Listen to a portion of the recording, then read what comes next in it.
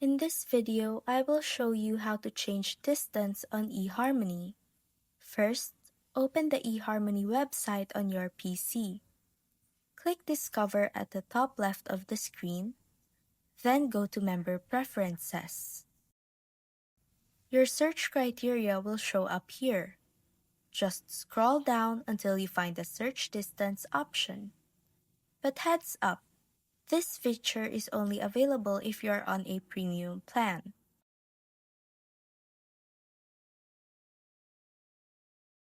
The pricing starts at $4.45 per month for Premium Lite, $4.95 per month for Premium Plus, and $5.45 per month for Premium Unlimited.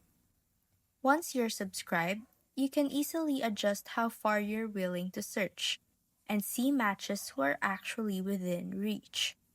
And that's how to change distance on eharmony.